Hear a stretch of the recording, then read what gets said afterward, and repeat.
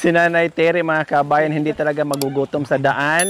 Hindi maliligaw kasi may sulo, may tabako pa. Talagang nakahanda si Nanay Terry sa lakaran namin, mga kabayan. May dalang baga, may dalang tabako. Tara!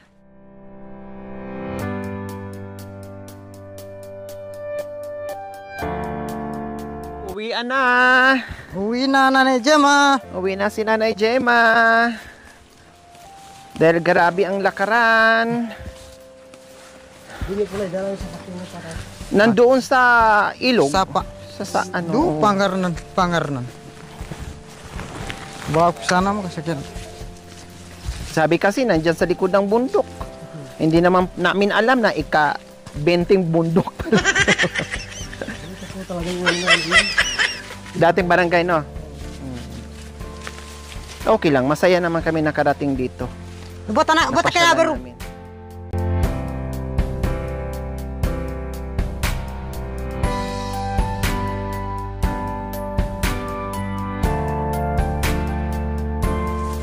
Basta umuulan.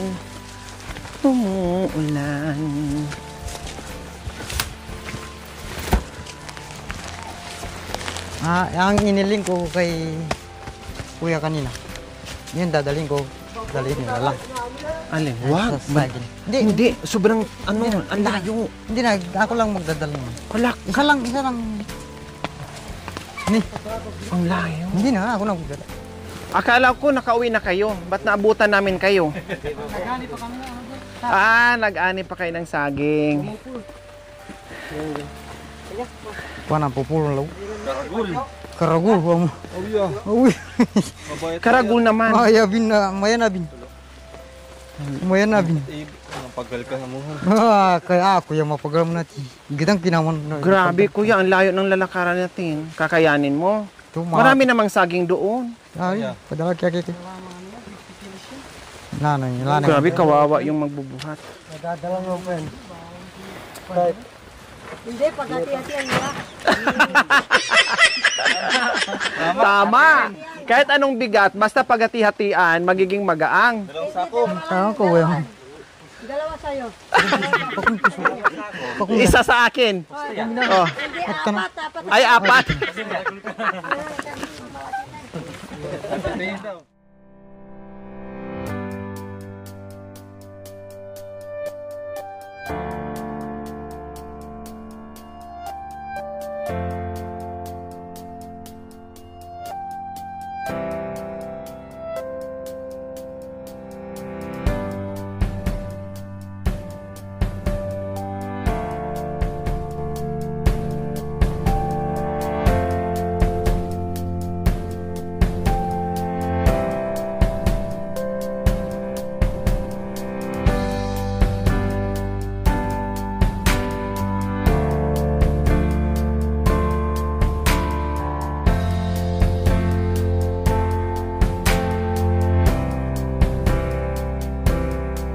Thank you kuya ha. Salamat po. Kamuli, bayaw. Mauna na kami kuya. Kanabong kuya. Ayan, may salay na. Kuha na ng salay. Pang partner. Panta ka tabak kuya, boy ka boy. Baka nagpon. So ayan po mga kabayan. Tuloy-tuloy tayo. Naharang tayo doon mga kabayan kasi may nag-abot ng kita may namakadan to kung pasalubong. Isang malaking buwig na magdiretso kita saging po, matamuli. mga kabayan. Oo. No? Nakakahiya naman. Sabi ko wag na kasi malayo. Pero pinipilit halasige. Siyempre magbibigay din tayo. No, pinabigyan ko rin po mga kabayan. Talagang ganyan sila. Pag may bisita, nagpapauwi ng pasalubong. Kahit anong ayaw mo, talagang ipipilit. Nakakahiya naman. Parang hindi maganda sa kanila na hindi natin tinatanggap yung regalo. Kaya thank you. Kaninong manok yung kuya? Sa inyo? Oh.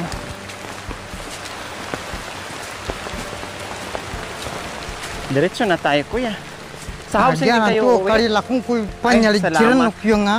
Nagkanda sabay-sabay kami ngayon mga kabayan. Galing sila sa taniman. No, galing sila sa taniman po mga kabayan. Tamang-tama ay magkakasabay kami ngayon sa pag-uwi. At least gabihin man kami, masaya kasi marami kami maglakad.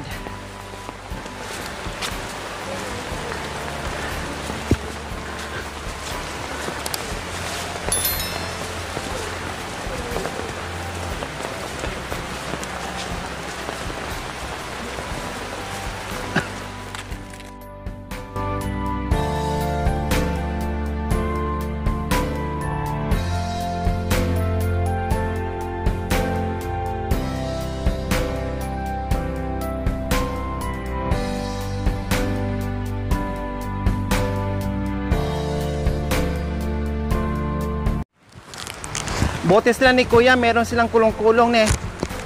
Hindi mahirap? Kaya?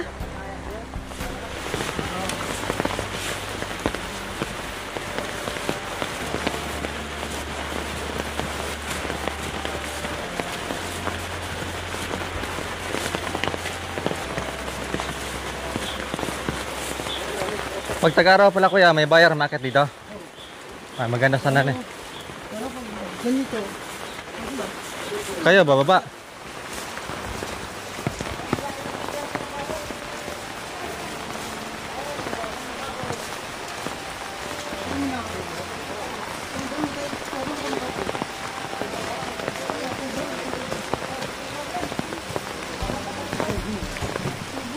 Grabe yung ano nyo, no.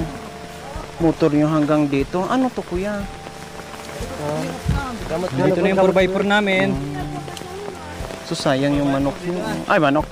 Ang saging, kinakain ng ano.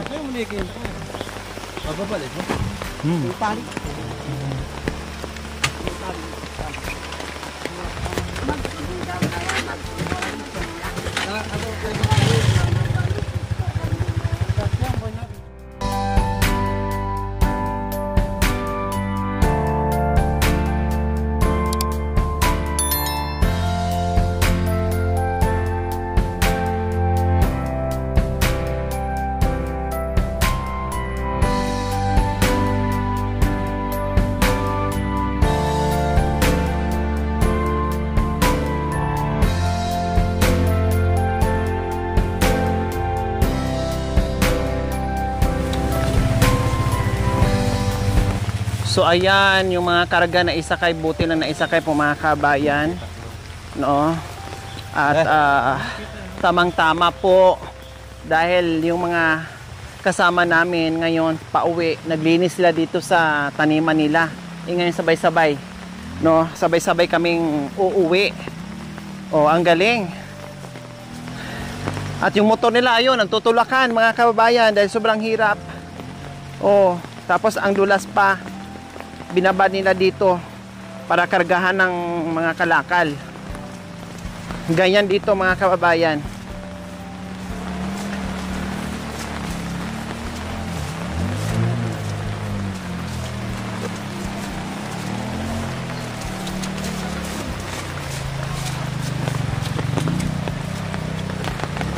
Ayan, ang dami na nagtulak mga kabayan.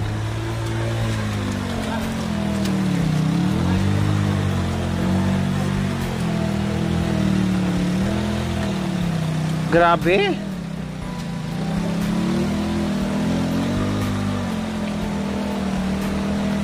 Diyos ko, grabing dulas.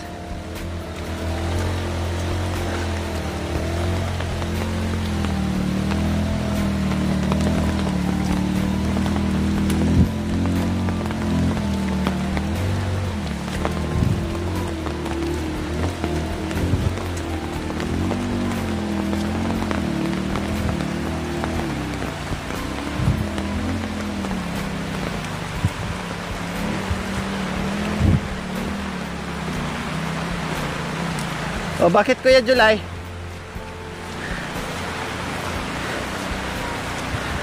Ang hirap ni. Pahinga muna, inhale, exhale. Hinga. Hinga muna, nabigla. Nabigla sa pagtulak ng motor po mga kabayan. Siyempre, ang bigat ng karga. Tapos mabigat yung motor. Lalong pahirapan. Lalong mulan. Sobrang dulas. So malapit na kami kung saan yung dinaanan natin kanina, yung binaybay natin, no? Kasi ito papasok to papunta kay Ate Gemma or Nanay Gemma and Kuya July. So may bahay kubo doon si Kuya July po mga kabayan, no? Yung kanyang tulugan. Hindi na po namin mapuntahan. No Kuya? Saan banda? Pwede, mapunta natin. Sige. Saglitin natin eh. Matikita lang natin. Sige. Saglit lang. Kuya July? Kuya July, saan ang daan? Dito. May tatagusan tayo doon mamaya. Ha? Sunod ka na dyan, Kuy. Sunod ka na sa kanila.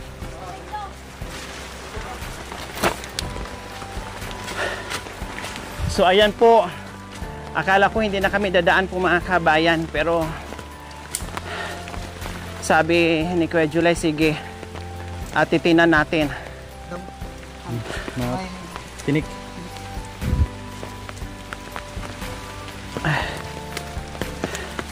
Nag-shortcut kami sa bahay kubo ni Kuya July. Kasi napuntahan natin kanina ay kay Nanay Gemma lang po yun. Malapit lang po.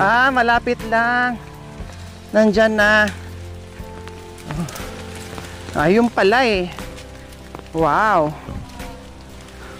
Ano mga saging ko ito, di pa napalinis. Yun lang dito yan. Ito mula dito, saging mo dyan. Oh. Yan ang bahay ko. Malapit lang pala. Malap lang, kanina sana dito. Opo. Kaso si nanay mo dyan, baka uwi. Tama. Baka hindi natin maano.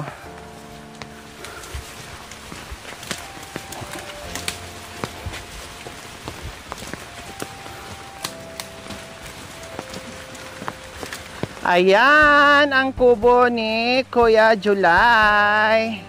Mag-isa lang po siya dyan. Ang cute-cute naman, ang sarap naman. Napaka-tahimik na lugar. No, ang sarap naman dito matulog ng matulog buong maghapon.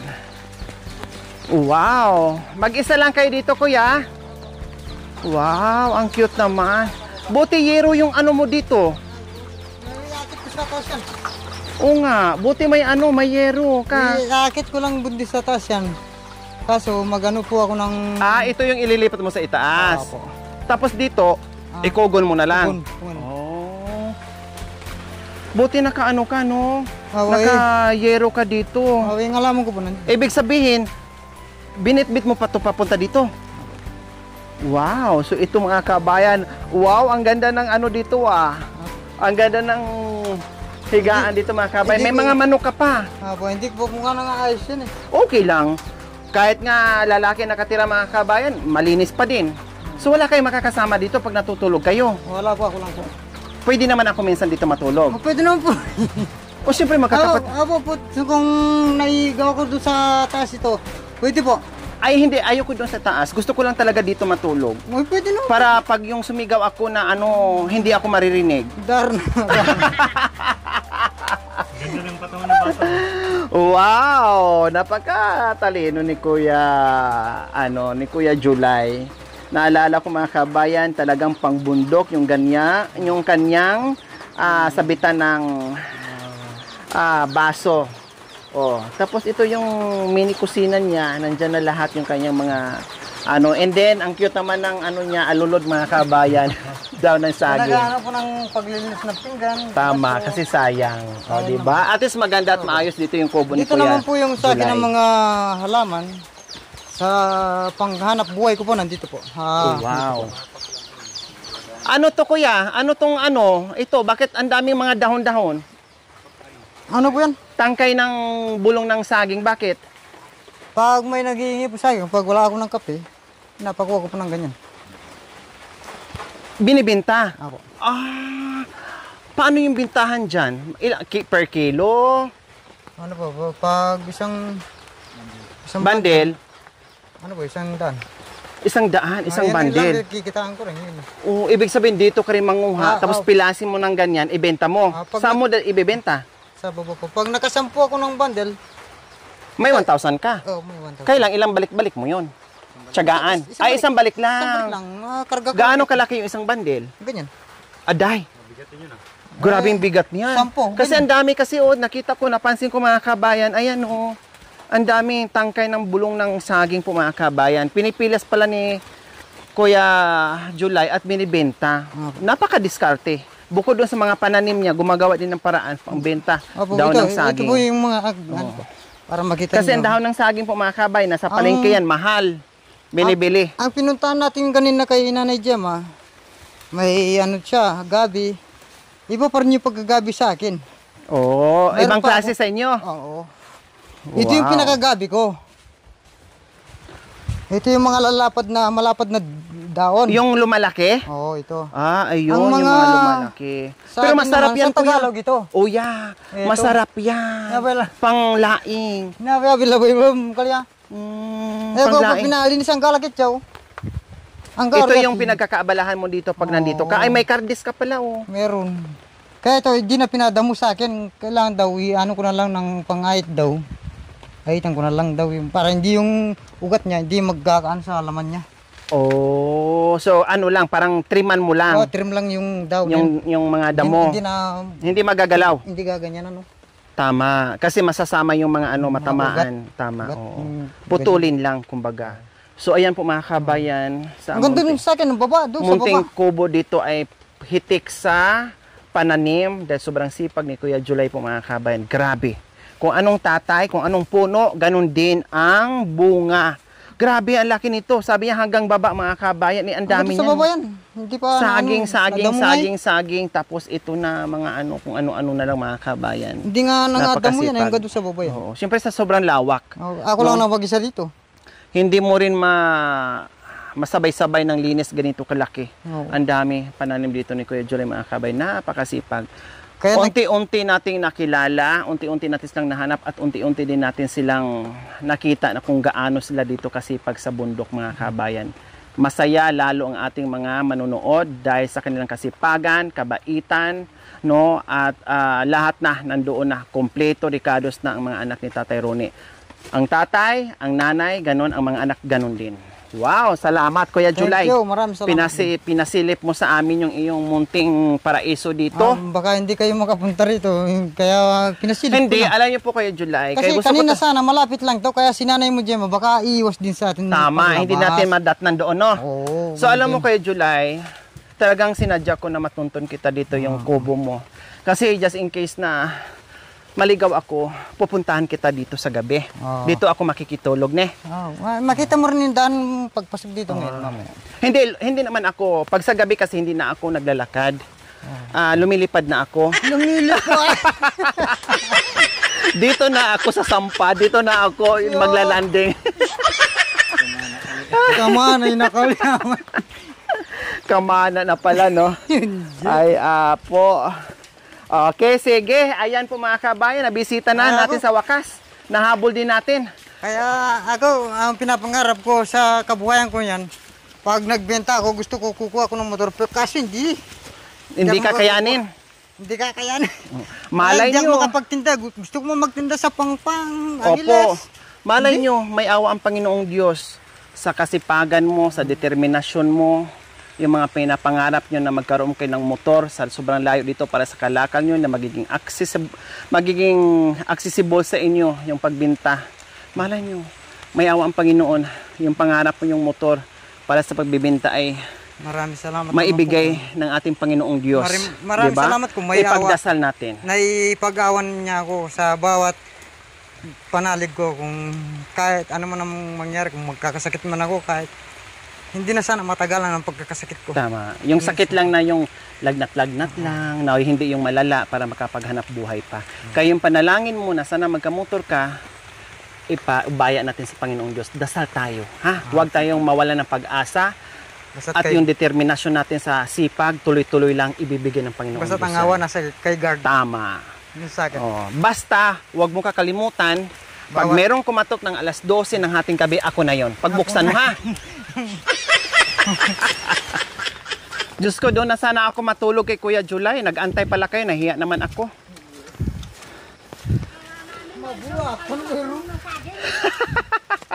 Grabe si nanay. Akala ni Nanay Terry, naligaw na kami sa puno ng saging. Talaga naman. Tara, let's go. May Time sigarilyo, check, time walang check. lighter. Yung lighter daw. Alas 4, Jess. So time check po mga kabayan, this is it. Ito na talaga, totoong uuwi na talaga, dire-diretso na. Wala na kaming dadaanan. Time check alas 4 impunto at tayo ay aalis na. Let's go! So alas 4, umpisa na sa mahaba-habang lakbayin natin. Nako, wala pa tayo sa mga kabayan. 10 hakbang pa lang tayo. Ang ulan, sumasabay din sa atin. Pabugsod-bugsod.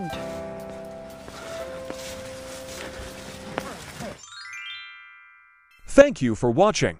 Don't forget to like, share, and subscribe.